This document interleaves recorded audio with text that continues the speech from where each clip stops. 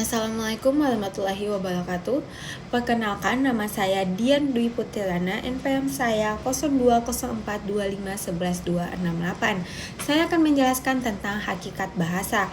Mohon izin Bapak Dr. Harul SPD MPD, berikan saya kesempatan untuk presentasi tugas saya dalam bentuk video ini. Nah, hakikat bahasa dapat dijelaskan dari beberapa aspek penting. Berikut adalah penjelasan yang ingin saya jelaskan. Nah, yang pertama yaitu bahasa sebagai sistem.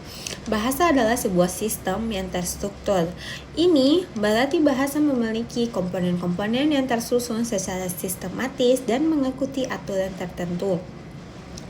Komponen-komponen ini meliputi fonologi atau disebut dengan bunyi, morfologi atau disebut dengan kata, sintaksis atau disebut dengan struktur kalimat, semantik atau disebut dengan makna, dan pragmatik atau disebut dengan penggunaan konteks. Nah, setiap komponen saling terkait dan memengaruhi satu sama lain. Perubahan pada satu komponen dapat memengaruhi komponen lainnya. Nah, selanjutnya yaitu bahasa sebagai simbol.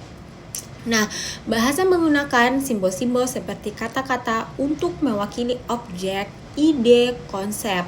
Simbol-simbol ini bersifat arbiter, yang berarti tidak ada hubungan alami antara simbol dan yang diwakilinya. Makna simbol-simbol ini disepakati oleh masyarakat pengguna bahasa. Kesepakatan ini memungkinkan komunikasi yang efektif. Bahasa juga sebagai alat komunikasi. Fungsi utama bahasa adalah sebagai alat untuk berkomunikasi. Manusia menggunakan bahasa untuk menyampaikan pikiran, perasaan, informasi, dan juga keinginan kepada orang lain. Dan selanjutnya yaitu komunikasi melalui bahasa dapat terjadi secara lisan maupun tulisan dan melibatkan pengirim, penutur, penulis, pendengar, dan juga pembaca. Bahasa juga sebagai identitas sosial. Bahasa adalah bagian dari identitas sosial dan budaya suatu kelompok masyarakat. Bahasa mencerminkan nilai-nilai norma dan cara pandangan satu sama lain. Perbedaan bahasa sering kali menandai perbedaan kelompok sosial atau etnis. Bahasa juga dapat menjadi simbol kebanggaan dan identitas suatu bangsa. Bahasa bersifat dinamis. Bahasa terus berkembang dan perubahan seiringnya waktu. Perubahan ini dapat terjadi pada berbagai aspek bahasa seperti kosakata, tata bahasa, dan pengucapan.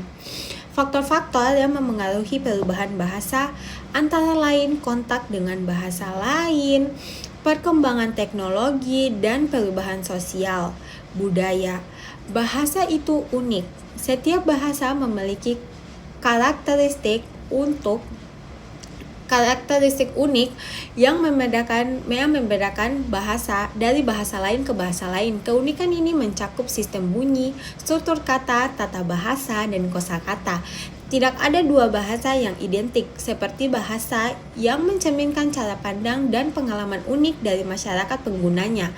Contoh penerapan di Indonesia, khususnya di Maluku Utara. Bahasa sebagai identitas sosial. Di Maluku Utara terdapat berbagai bahasa daerah seperti bahasa Ternate, bahasa Tidore, bahasa Tobelo, dan bahasa lain-lainnya. Seperti bahasa ini mencerminkan identitas dan budaya masyarakatnya masing-masing. Penggunaan bahasa daerah menjadi simbol kebanggaan dan identitas lokal.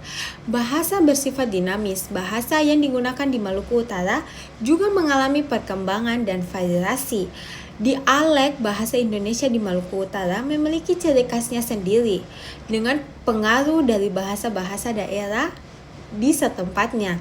Bahasa sebagai alat komunikasi bahasa Indonesia.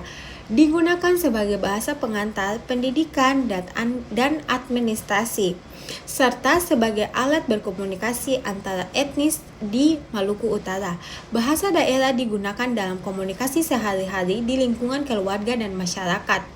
Memiliki hakikat bahasa yang membantu kita menghargai keragaman bahasa dan budaya, serta meningkatkan kemampuan komunikasi secara efektif. Nah, itu adalah penjelasan dari saya.